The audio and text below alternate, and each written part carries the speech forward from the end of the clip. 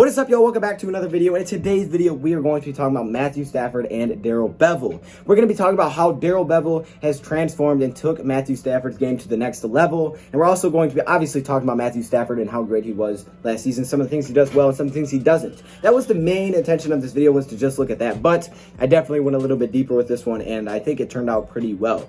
So let's talk about it. So Matthew Stafford was drafted back in 2009, the first pick in the draft, coming in to hopefully make this franchise relevant again. Because since Barry Sanders, they really weren't from that period of time, right? That little decade in between there where it's, late 90s to the 2000s until Matthew Stafford was drafted, this team was pretty much irrelevant. An 0-16 season, which was the first team to go 0-16. They didn't have a single playoff appearance. They were a mess. They could not find a quarterback.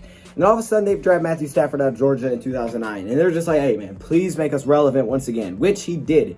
Just a couple of years later, in 2011, he has this team in the playoffs. They're 10-6, which is a double-digit win season. They have one of the worst defenses in the league, either 27th or 29th ranked. And he has this team in the playoffs. Those are 5,000 passing yards, 41 touchdowns, 16 interceptions. And this team probably shouldn't have been in the playoffs, right? They played the Saints. Obviously, that team didn't go too well, but he definitely carried a really bad team. Now, he's never had consistent defense. A couple of years he's had some good defenses, 2014, 2018. Never really had a consistent defense. And offensively, he's never had a running game. Like, never. Not even ever an average running game, like year in and year out. Never. So, definitely hasn't had the most help. But the Lions, what they did was Matthew Stafford was like, hey, okay, we saw what you can do in 2011. What they were doing was just putting weapons around him. They brought in Calvin. They brought in Pettigrew. They were putting weapons around him. They're like, just throw the football, make your play, trust in your arm, trust in your ability. You go out there and make plays, man. Just go score as much as you have to. If you throw interceptions, it's all right. We need you to put up 400 passing yards. All right, that's what we need. We don't have a running game, don't have a great defense. We need you to basically carry this team. And that's what Matthew Stafford did. He was thrown into that. He wasn't, in a team that has great surrounding. He didn't come in as a backup and, he's just sitting there, behind a good quarterback with a good team, with a good supporting cast. Now, he said, you're coming into an 0-16 team. You're in an awful place right now, but we need you to somehow, make this team relevant again, which he did just a few years later. Now, the Lions have never won a playoff game under him, and a lot of people put these things against him, that he's never won a playoff game, never had a Super Bowl, stuff like that. But obviously, a lot of people can recognize Matt Stafford, maybe the Lions' best quarterback ever that they've ever had.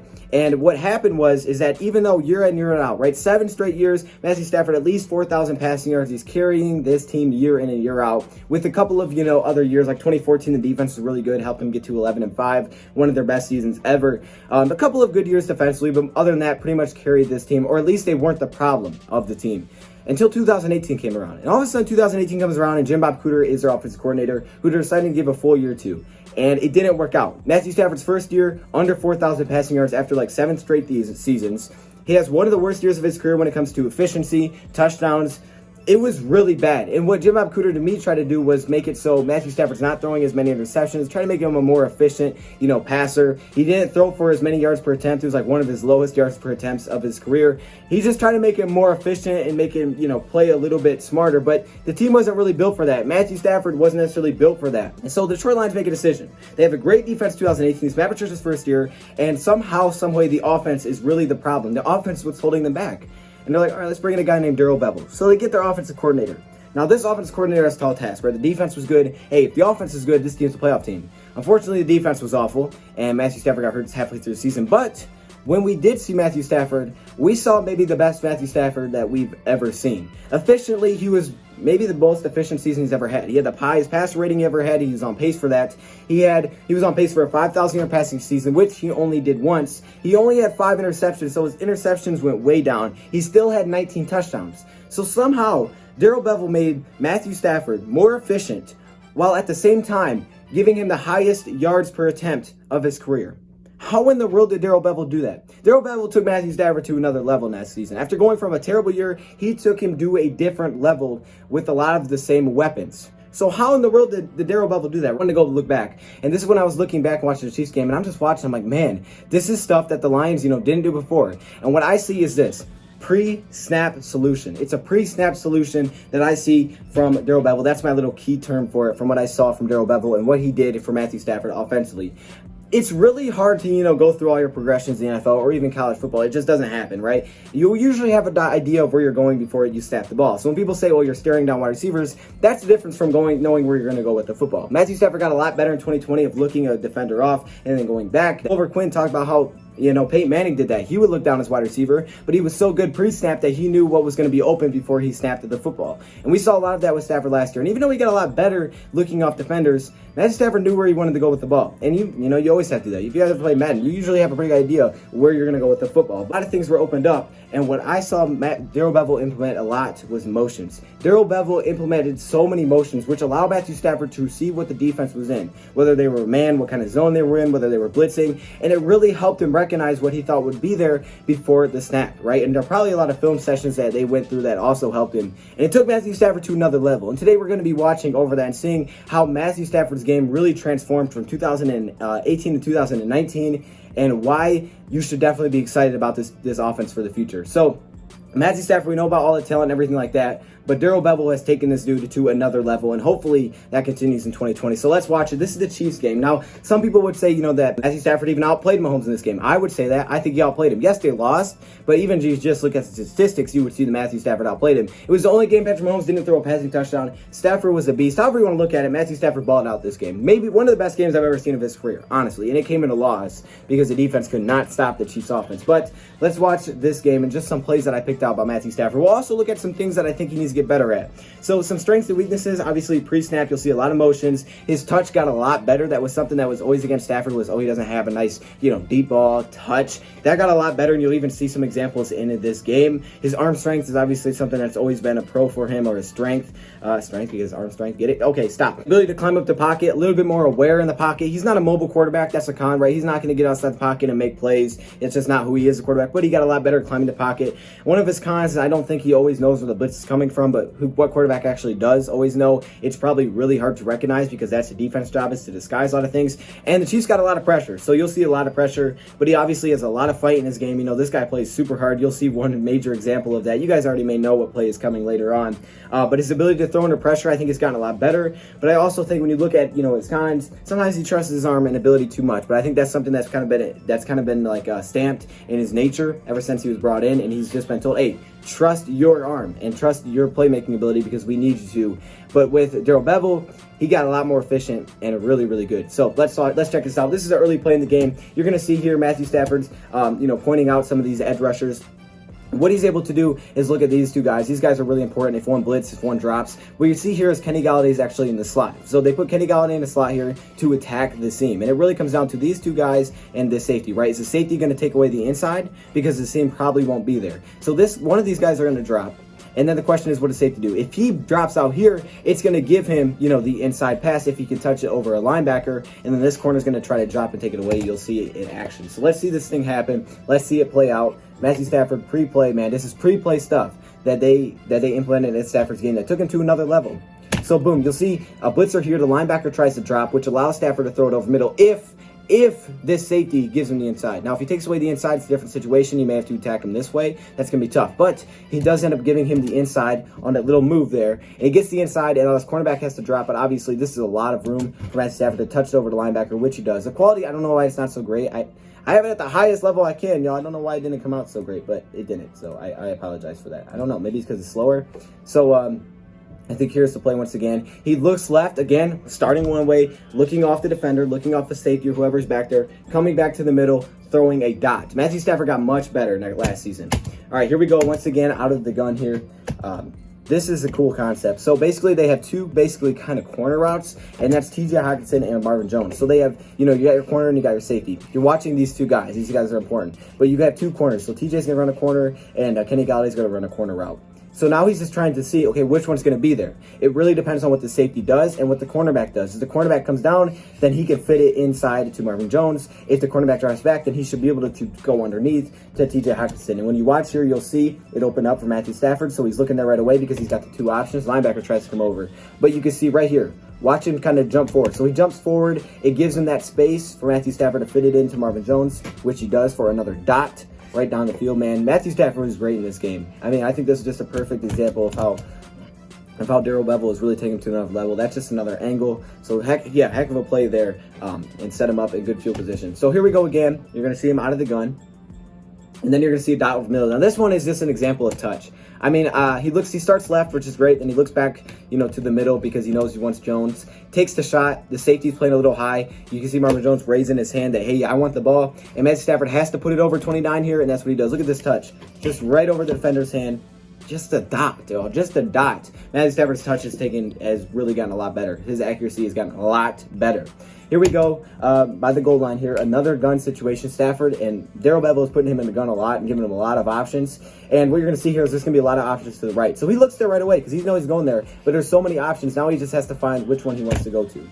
So you're going to see it here. He's got Marvin Hall kind of sits over the middle. You got Hockenson kind of going to the corner. And kind of Jones, doing a little wop-wop, I guess I would say. And then it looks like Kenny Galladay's also working his way over there. So he's got two options. And you can see, again, the decision was to come down and take away this route, which ultimately leaves TJ Hockenson open. He's able to throw it a little back to him. And he's able to fit it in there to TJ Hockenson. So another great play for TJ Hockenson, right? Hockenson early in the season had a lot of success. I think this is the game he got injured, unfortunately. But, man, he's going to have a lot of potential. And Matthew Stafford's going to love it. So he's able to look and make a decision between the two, and he makes it to go to Hockenson. So touchdown, boom. All right, let's look at some more plays. I also threw some weaknesses in. Now, this one, for all those people that just say, oh, yeah, hey, Matthew Stafford just stares down wide receivers.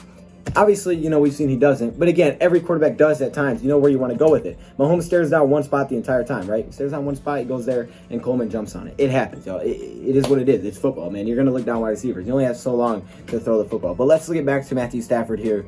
You can see a motion. Here's where you're going to start to see motions coming into play. So you see the motion out of the backfield to carry on Johnson. Now, what he sees here, he's looking over here, he sees that this cornerback is basically playing linebacker or safety playing linebacker, kind of like a little hybrid situation here. All these weapons, he sees that he follows carry-on out there, which means that this guy is going to be on carry-on one-on-one. And he believes in his running back here. Now, we brought in DeAndre Swift for this next season and Huntley. These guys will be making big plays in the passing game, but he sees this a one-on-one. He recognizes that. He gets the snap, and he knows where he wants to go with it.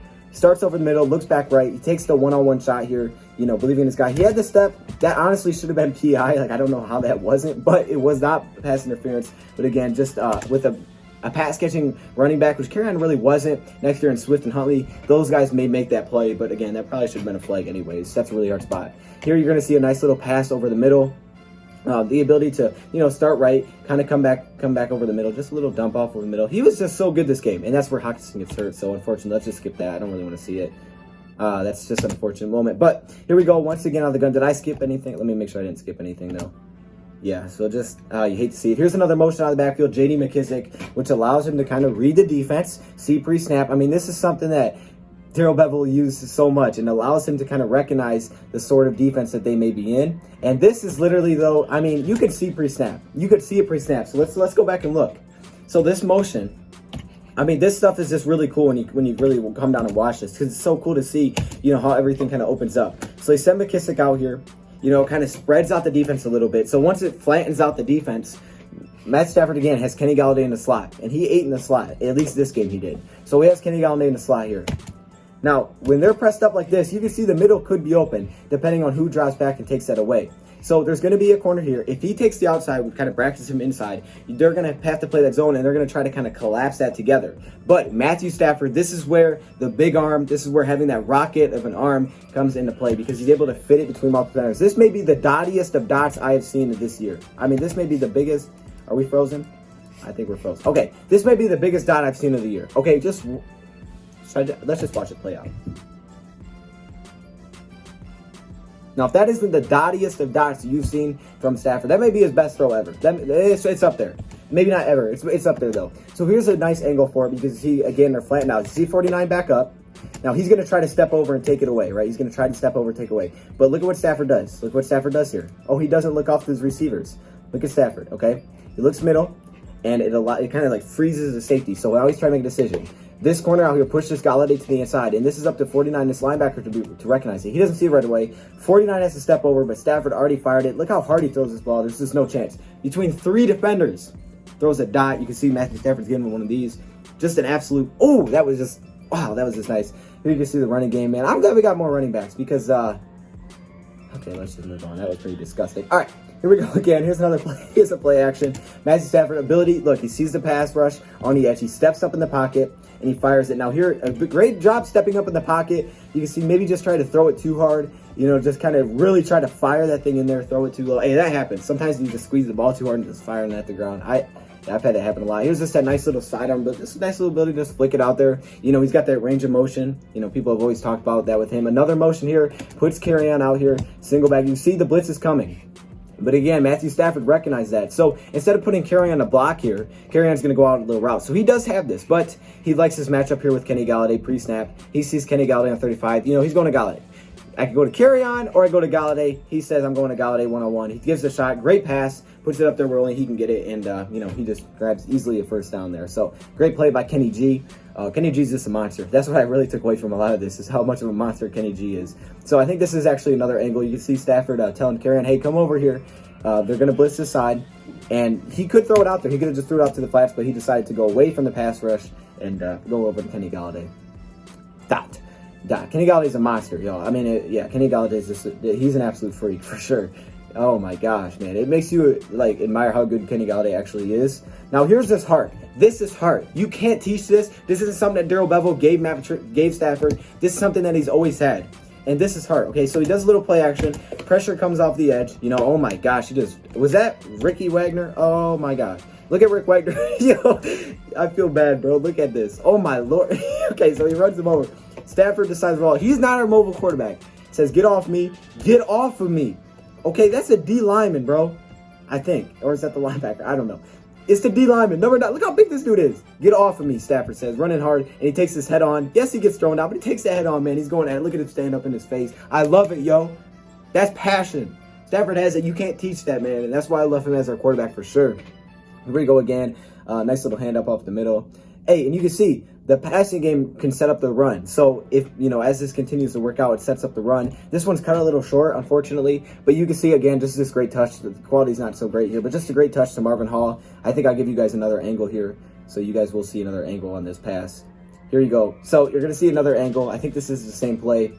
This is just a dot. I mean, this is just the touch, the ability to throw it to his back shoulder where no one else can get it. Marvin Hall is not a big guy, so he can't throw it up to go up and get it. He has to throw it to the sideline to keep the defender away. Starts middle, looks left, takes the shot one-on-one. Again, recognizing it's one-on-one pre-snap and puts it in the basket, man. Another dot here by Matthew Stafford. Here we go. Again, another motion by J.D. McKissic, kind of flattens the defense, allows him to see everything pre-snap. And, man, I mean, this is great by Stafford to recognize that, again, it's man-to-man. That motion can set him and tell him, hey, it's man-to-man, but it also, you know, gives Golladay a little bit of room here because because see how McKissic goes across? So that him going across can slow down this corner. It doesn't work too well. The blitz is coming off the edge, but you can see Stafford. I mean, this just shows how great Kenny Golladay is. Nice little touch. Put it up there. You just can't cover him. You can't cover him. That's mini Megatron right there. That's Babytron making some big plays for the Lions. I mean, they had a really good offensive performance. Here's just another angle, putting J.D. McKissic out there. And I could watch this all day, bro, because Darrell Bevell really made this offense special last year, and I hope we continue to see that next season. But, man, Kenny Golladay is just a freak. I mean, look at this dude. How are you going to cover that? He was eating against 35 all day, and took another shot against him there. What's going on here? Okay, a little bit of lag. It's all good. It's all good. A little bit of lag. Here, I would say this is one of the cons I also want to point out. See, I'm not pointing out good. This is good. I'm pointing out some cons. Little blitz off the edge. Again, maybe trusting in his arm too much here. Probably should have just threw it away. This is where you can see kind of some flashbacks. It's like, just throw it away there. Be smart. Don't force it. Trusting his arm here. He kind of tries to force it in there. Not terrible decision, but not the best decision. So that's Stafford, and man, I am excited to see what he can do next season, bro. This dude, Darrell Bevell took him to another level, and I think he will continue to make him look better and better. Let me know your thoughts, comments below. Thank you for watching, and I'm out.